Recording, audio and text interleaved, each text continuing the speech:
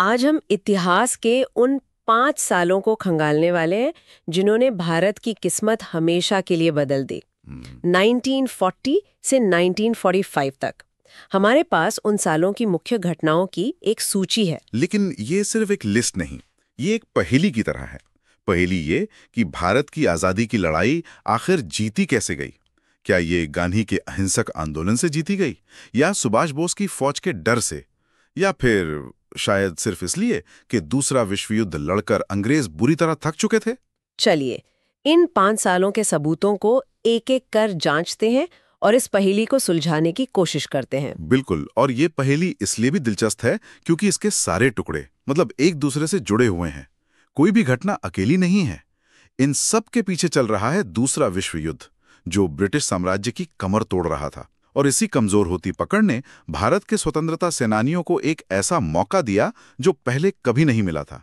ये कहानी इस बात की है कि कैसे अलग अलग लोगों ने अलग अलग तरीकों से इस मौके का फायदा उठाने की कोशिश की। तो कहानी शुरू होती है 1940 से, और साल की शुरुआत में ही 2 बड़ी घटनाएं होती हैं जो आजादी के 2 बिल्कुल अलग रास्ते दिखाती हैं। एक तरफ मुस्लिम लीग लाहौर में एक प्रस्ताव पास करती है, जिसे हम पाकिस्तान प्रस्ताव के नाम से जानते हैं। हाँ, और दूसरी तरफ कांग्रेस का रामगढ़ में अधिवेशन होता है। मैं बस सोचने की कोशिश कर रही हूँ, एक ही वक्त पर एक ही देश में 2 सबसे बड़ी राजनीतिक पार्टियां भविष्य के 2 बिल्कुल अलग नक्शे बना रही थीं। उस दौर का माहौल कैसा होता होगा? ये बहुत जरूरी सवाल है, क्योंकि यहीं से वो दरार दिखनी शुरू होती है जो आगे चलकर बहुत गहरी हो गई। लाहौर प्रस्ताव कोई मामूली घटना नहीं थी। ऐसा नहीं है कि अलग मुस्लिम राष्ट्र का विचार पहली बार आया था, लेकिन 1940 में ये मुस्लिम लीग का आधिकारिक और सबसे बड़ा लक्ष्य बन गया। अब ये सिर्फ एक विचार नहीं, बल्कि एक राजनीतिक मिशन था। दूसरी तरफ कांग्रेस रामगढ़ में पूर्ण स्वराज की बात कर रही थी, लेकिन एक अखंड अविभाजित भारत के लिए। तो हाँ, माहौल बेहद तनावपूर्ण था। मतलब राजनीतिक रास्ते तो बंट ही रहे थे। बिल्कुल। और शायद इसी राजनीतिक गतिरोध से तंग आकर किसी ने सोचा होगा कि एक तीसरा रास्ता भी होना चाहिए। हाँ। 1941 में सुभाष चंद्र बोस का देश छोड़कर जाना ये कोई भगोड़ापन नहीं था, ये एक ऐलान था। है ना? बिल्कुल सही पकड़ा आपने। बोस कांग्रेस की नीतियों और खासकर गांधी जी के अहिंसक तरीकों से असहमत होते जा रहे थे। उन्हें लग रहा था कि दूसरा विश्व युद्ध एक सुनहरा मौका है। उनकी सोच सीधी थी, दुश्मन का दुश्मन दोस्त होता है।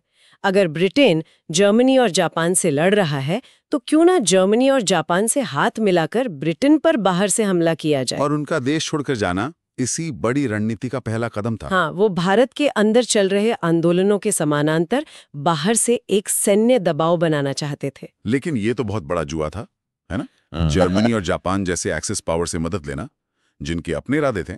क्या ये आजादी की लड़ाई को एक और बड़ी जंग का हिस्सा बनाने जैसा नहीं था? बिल्कुल। ये एक बहुत बड़ा और विवादास्पद कदम था।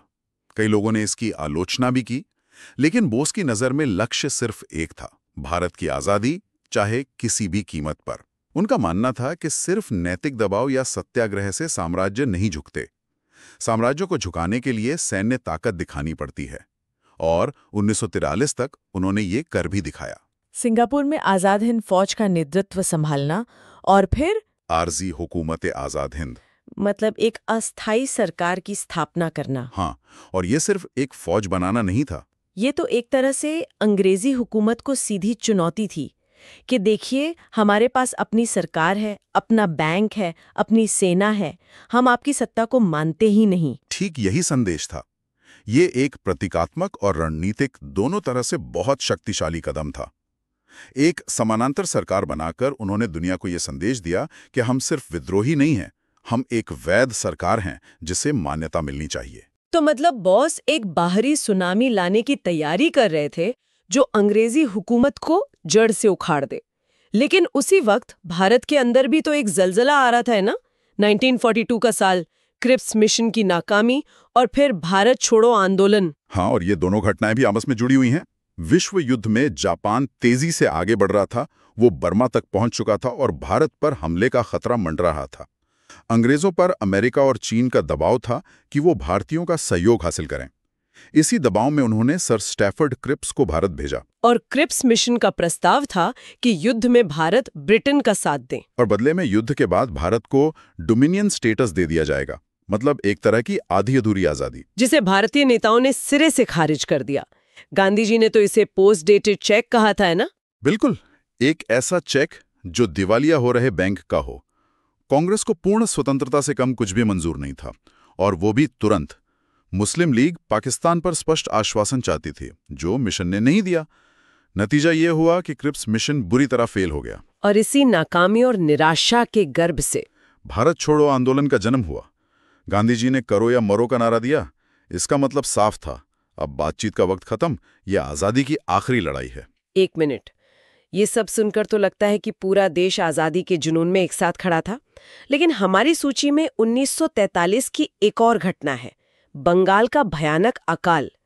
एक तरफ भारत छोड़ो का नारा गूंज रहा है और दूसरी तरफ बंगाल में लाखों लोग भूख से मर रहे हैं। ये दिमाग को सुन कर देने वाली बात है। ये उस दौर की सबसे बड़ी त्रासदी है, और ये सिर्फ अनाज की कमी की वजह से नहीं हुआ था। ये एक मैन-मेड यानी इंसानों द्वारा पैदा की गई त्रासदी थी। हुआ ये कि युद्ध के नाम पर अंग्रेज सरकार ने बंगाल से बड़ी मात्रा में अनाज सेना के लिए जमा कर लिया। नावों को जब्त कर लिया गया ताकि जापानी सेना उनका इस्तेमाल ना कर सके, जिससे सप्लाई चेन टूट गई। अच्छा। और सबसे भयानक बात, चर्चिल की वॉर कैबिनेट ने ऑस्ट्रेलिया से आ रहे अनाज से भरे जहाजों का रास्ता बदलकर उन्हें यूरोप भेज दिया, जबकि बंगाल में लोग सड़कों पर मर रहे थे। ये तो अविश्वसनीय है। मतलब सरकार ने अपने लोगों को मरने के लिए छोड़ दिया। क्या इस अकाल का असर आजादी के लड़ाई पर पड़ा? लोगों का गुस्सा किस पर था? इसका बहुत गहरा असर पड़ा। इस अकाल ने ब्रिटिश राज के न्याय और जिम्मेदारी के सारे दावों की पोल खोल दी। लोगों को समझ आ गया कि संकट के समय में ये सरकार उनकी नहीं बल्कि अपने साम्राज्य के हितों की रक्षा करेगी। इस घटना ने आम लोगों के मन में भी आजादी की जरूरत को और मजबूत कर दिया। तो 1944 आते आते भारत का भविष्य दो अलग अलग जगहों पर दो अलग अलग तरीकों से लिखा जा रहा था। एक तरफ खून से इम्फाल कोहिमा के जंगलों में जहां आजाद हिंद फौज लड़ रही थी, और दूसरी तरफ स्याही से बंबई में एक मेज पर जहां गांधी और जिन्ना बातचीत कर रहे थे। हाँ, और दोनों ही कोशिशें नाकाम हो रही थीं। इम्फाल कोहिमा की लड़ाई द्वितीय विश्व युद्ध की सबसे भीषण लड़ाइयों में से एक थी। आजाद हिंद फौज और जापानी सेना ने बड़ी बहादुरी से लड़ाई की, लेकिन आखिरकार उन्हें पीछे हटना पड़ा। सैन्य तरीके से भारत को आजाद कराने का बोस का सपना वहां टूट गया। और दूसरी तरफ गांधी जिन्ना की बातचीत, वो भी टूट गई। जिन्ना पाकिस्तान की मांग से 1 इंच भी पीछे हटने को तैयार नहीं थे, और गांधी भारत के बंटवारे के विचार को स्वीकार नहीं कर सकते थे। तो उस बातचीत की नाकामी का मतलब क्या था? क्या ये तय हो गया था कि अब बंटवारा होकर रहेगा? लीग के बीच का मतभेद इतना बढ़ चुका है कि एक साथ रहना मुमकिन नहीं होगा। तो अब हम पहुंचते हैं 1945 में। इस दौर का आखिरी और शायद सबसे निर्णायक साल। दूसरा विश्व युद्ध खत्म हो गया। ब्रिटेन में चर्चिल की जगह लेबर पार्टी की सरकार आ गई, जो भारत की आज़ादी के प्रति ज्यादा सहानुभूति रखती थी। सही है। सुभाष चंद्र बोस की एक विमान दुर्घटना में मृत्यु की खबर आई। उनकी सेना हार चुकी थी, उनका सपना अधूरा रह गया। ऐसा लगता है कि कहानी का एक अध्याय खत्म हो गया। लेकिन फिर अंग्रेजों ने एक ऐसी गलती की जिसने पूरी बाजी पलट दी। आजाद हिंद फौज के सैनिकों पर दिल्ली के लाल किले में मुकदमे। और यही कहानी में एक ऐसा मोड़ आया जिसकी उम्मीद अंग्रेजों को बिल्कुल नहीं थी। उन्होंने सोचा था कि इन सैनिकों पर देशद्रोह का मुकदमा चलाकर वो एक मिसाल कायम करेंगे। वो ये दिखाना चाहते थे कि साम्राज्य से गद्दारी का अंजाम क्या होता है, पर हुआ ठीक उल्टा। ये बात हैरान करती है। मतलब फौज का असल असर बंदूक से नहीं बल्कि कानून और जनमत से हुआ। पर क्या अंग्रेजों को ये डर नहीं लगा कि अगर सेना के जवान अपने ही ऑफिसरों के खिलाफ बगावत को हीरो की तरह देखने लगे तो पूरी फौज का अनुशासन ही टूट जाएगा? यही तो उनकी सबसे बड़ी हार थी। जिन सैनिकों को वो गद्दार कह रहे थे, वो रातों रात पूरे देश के हीरो बन गए। शाहनवाज खान, प्रेम सहगल और गुरबख्श सिंह ढिल्लों, एक मुस्लिम, एक हिंदू और एक सिख। इन तीनों की तिकड़ी भारत की एकता का प्रतीक बन गई। अच्छा। कांग्रेस के भूलाभाई देसाई और जवाहरलाल नेहरू ने बचाव पक्ष के वकीलों का नेतृत्व किया, और मुस्लिम लीग ने भी उनका साथ दिया।